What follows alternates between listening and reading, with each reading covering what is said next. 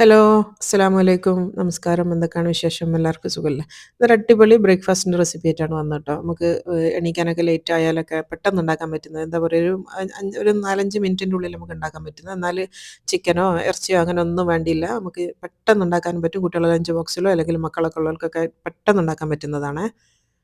അപ്പോൾ ദാ ആദ്യം തന്നെ ഞാൻ ഒരു പാൻ വെച്ച് കൊടുത്തിട്ടുണ്ട്. അതിലേക്ക് ഏതെങ്കിലും ടൈപ്പ് എണ്ണ ഒഴിച്ച് കൊടുക്കുക ട്ടോ. 1-2 ടേബിൾ സ്പൂൺ മാക്സിമം അത്രയും മതി. ഞാൻ വെളിച്ചെണ്ണയാണ് ഒഴിച്ച് കൊടുത്തത്.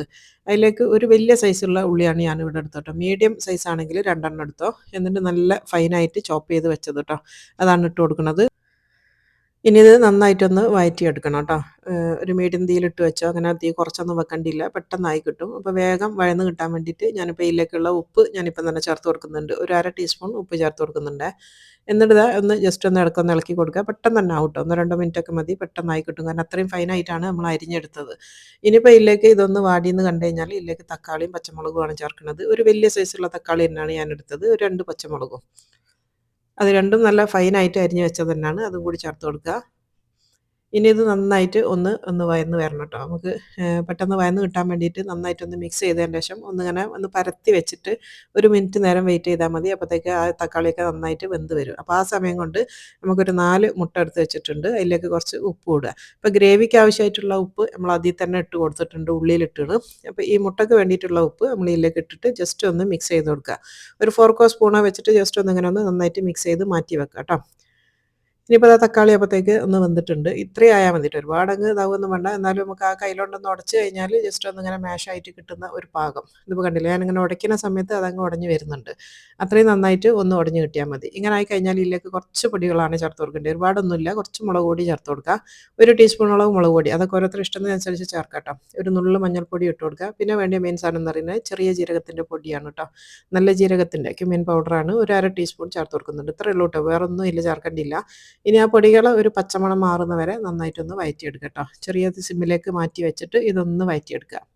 അപ്പോൾ നല്ലൊരു സ്മെല്ല് വരും. പൊടികൾ കരിഞ്ഞു പോകാൻ പാടില്ല. ഒന്ന് വാടിയെന്ന് കണ്ടു കഴിഞ്ഞാൽ നമ്മൾ നേരത്തെ മിക്സ് ചെയ്ത് വെച്ചിട്ടുള്ള ആ ഒരു മുട്ടൻ്റെ കൂട്ടില്ലേ അതിലേക്ക് ഒഴിച്ച് കൊടുക്കുക.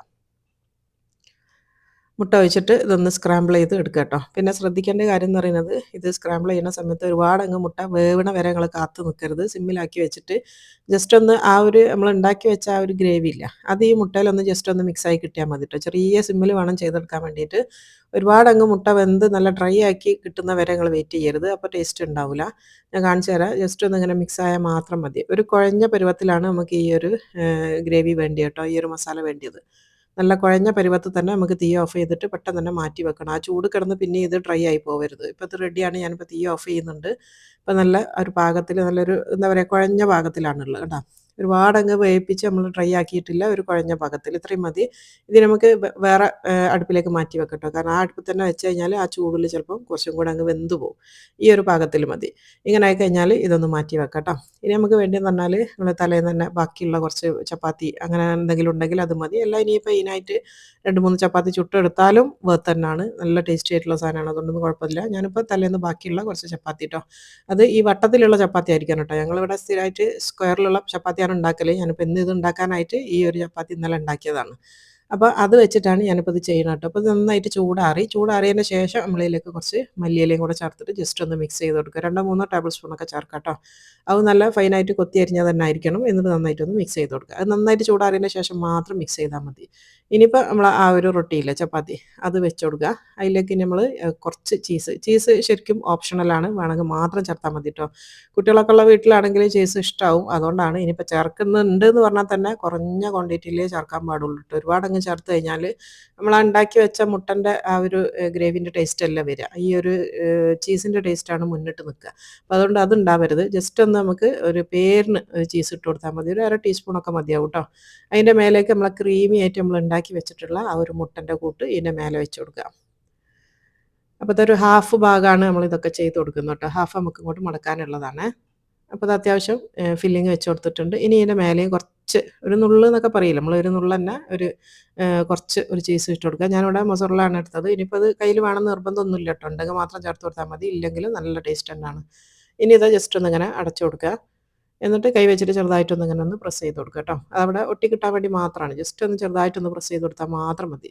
ഇനിയിപ്പോൾ ഇതാ ഞാനൊരു പാന് ചൂടാൻ വേണ്ടി വെച്ചിട്ടുണ്ട്. അതിലേക്ക് കുറച്ച് ഒരു 1/4 ടീസ്പൂണൊക്കെ മതിയാവട്ടെ. ഒരു എന്താ പറയുക ഒരു നുള്ള് ബട്ടർ ഒന്ന് മെൽറ്റ് ചെയ്തെടുക്കുക. എണ്ണ ചേർക്കാത്ത ചപ്പാത്തിയാണ് ഞാൻ ഉണ്ടാക്കിയത് കേട്ടോ. ഡ്രൈ ആയിട്ടുള്ള എണ്ണ ഇല്ലാത്ത ചപ്പാത്തിയാണ്. ഇനിയിപ്പോൾ അതിലേക്ക് ഇതാ ബട്ടർ ചൂടാക്കി കഴിഞ്ഞാൽ അതിലേക്ക് ഈ ഒരു നമ്മൾ ഉണ്ടാക്കി വെച്ച ചപ്പാത്തി വെച്ച് കൊടുക്കുക. എന്നിട്ട് അതിൻ്റെ മേലെയും കുറച്ച് ബട്ടർ ഒന്ന് തേച്ച് കൊടുക്കുക. ഇത് പുറം ഭാഗം ഒന്ന് മൊരിഞ്ഞ് കിട്ടാൻ വേണ്ടിയിട്ടാണ് കേട്ടോ. നല്ലൊരു ക്രിസ്പി ആയിട്ട് കിട്ടാൻ വേണ്ടിയിട്ടാണ്. അതും ഓപ്ഷണലാണ്, വേണ്ടാന്നുണ്ടെങ്കിൽ അതില്ലാണ്ടും എണ്ണയും ബട്ടറൊന്നും ഇല്ലാണ്ടും ഉണ്ടാക്കാം കേട്ടോ. ഇനി ഇതാ തിരിച്ചിട്ട് കൊടുക്കുക. 2 ഭാഗവും ഒന്ന് ഇങ്ങനെ ഒന്ന് പ്രസ് ചെയ്ത് നന്നായിട്ടൊന്ന് മൊരിയിച്ചെടുക്കുക. ഉള്ളിലുള്ള മസാലയോ അല്ലെങ്കിൽ ഒന്നും നമുക്ക് വേവാനുള്ളതൊന്നുമില്ല. പുറം ഭാഗം ഒന്ന് ക്രിസ്പി ആയി കിട്ടാൻ വേണ്ടി മാത്രം ഒരു മീഡിയം തീയിലിട്ടിട്ട് 2 ഭാഗവും ഒന്ന് തിരിച്ചും മറിച്ചും ഇട്ടിട്ട് ഒന്നിങ്ങനെ ഒന്ന് വേവിച്ചെടുക്കുക കേട്ടോ.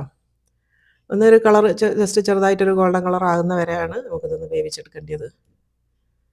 ഇപ്പോൾ അതാ 2 ഭാഗവും നന്നായിട്ടുണ്ട്. നമുക്ക് തുറന്ന് നോക്കിയാൽ മനസ്സിലാവും കണ്ടോ. തുറന്ന് നോക്കുമ്പോൾ അതിങ്ങനെ ഒട്ടിയിട്ടാണ് ഉള്ളത്. അതാണ് ഇതിൻ്റെ പാകം എന്ന് പറയുന്നത്. ഇനി നമുക്ക് എടുക്കാം. ഇതേപോലെ ബാക്കിയുള്ള എല്ലാം ഇതേപോലെ ചെയ്തെടുക്കാം കേട്ടോ. ബാക്കി കംപ്ലീറ്റ് നമ്മളിതാ ഒരു പ്ലേറ്റിലേക്ക് മാറ്റി കൊടുത്തിട്ടുണ്ടേ.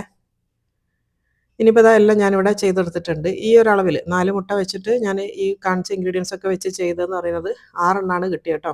6 എണ്ണം ഉണ്ടാക്കിയിട്ടുണ്ട്. 5 എണ്ണം അതാ പ്ലേറ്റിലുണ്ട്, 1 പാനിലാണ്. അപ്പോൾ ഇതെന്ന് വെച്ചാൽ ഒന്നെന്നെ മതി കേട്ടോ. ഒരാൾക്ക് ഒന്ന് തിന്നാൽ തന്നെ അത്യാവശ്യം വയറ് ഫില്ലാകുന്ന ഒരു സാധനം കൂടിയാണ്. നന്നായിട്ട് ഫില്ലാവും. അപ്പോൾ ഇതാ കണ്ടോ, നല്ല അടിപൊളിയായിട്ടുള്ള നമ്മളെ ഈ ഒരു സാധനം ഇവിടെ റെഡി ആയിട്ടുണ്ട്. ബ്രേക്ക്ഫാസ്റ്റാണ്. നമുക്ക് എഗ് പറാത്താന്നോ അങ്ങനെ എന്ത് വേണമെങ്കിലും പറയാം. അടിപൊളിയാണ്. ഭയങ്കര ടേസ്റ്റുമാണ് കേട്ടോ. ചൂടോടുകൂടി കഴിക്കാനാണെങ്കിലും ചൂടാറിയിട്ട് കഴിക്കാനാണെങ്കിലും എല്ലാം ടേസ്റ്റാണ്. മക്കൾക്കൊക്കെ നല്ലതായിട്ട് ഇഷ്ടമാവും. അതുപോലെ തന്നെ ഉണ്ടാക്കാനും പറഞ്ഞല്ലോ എളുപ്പമാണ്. നമ്മൾ തലേന്നുള്ള എന്ത് ബാക്കിയുണ്ടെങ്കിലും അത് വെച്ചിട്ട് ചെയ്യാം കേട്ടോ. ഇനിയിപ്പോൾ ചപ്പാത്തി തന്നെ ആവണമെന്നില്ല, പൊറോട്ട ബാക്കിയുണ്ടെങ്കിൽ അതും. ഇനിയിപ്പോൾ സാധാ നമ്മൾ ഗൾഫിലൊക്കെ ആണെങ്കിൽ കുബ്ബൂസ് വെച്ചിട്ടും ഈ ഒരു റെസിപ്പി ചെയ്യാം കേട്ടോ. അപ്പോൾ എല്ലാവരും ട്രൈ ചെയ്ത് നോക്ക്. എല്ലാവർക്കും ഇഷ്ടമാവും. നല്ല ടേസ്റ്റാണ്. അതിൻ്റെ കൂടെ ഒരു ചെറിയൊരു സാലഡ്, ചില സാലഡ് മീൻസ് ഒരു 2 ഉള്ളി കഷ്ണവും 2 തക്കാളിയും പച്ചമുളകും ഒരു ചെറുനാരങ്ങയും കൂടെ വെച്ച് കൊടുത്തിട്ടുണ്ട്. അതും കൂടെ ഇതിൻ്റെ കൂടെ കൂട്ടി കഴിക്കുമ്പോൾ ഉണ്ടല്ലോ എൻ്റെ പൊന്നോ ഭയങ്കര ടേസ്റ്റാണ് കേട്ടോ. അതും കൂടെ കൂട്ടി കഴിക്കുന്ന സമയത്ത് അപാര ടേസ്റ്റാണ്. അപ്പം ബ്രേക്ക്ഫാസ്റ്റ് ആയിട്ടും ഡിന്നറായിട്ടും ഒക്കെ കഴിച്ച് നോക്കാം കേട്ടോ. അപ്പോൾ ശരി, ഇൻഷാ അല്ലാഹ് ഇനി അടുത്തതിൽ കാണാം. അസ്സലാമു അലൈക്കും.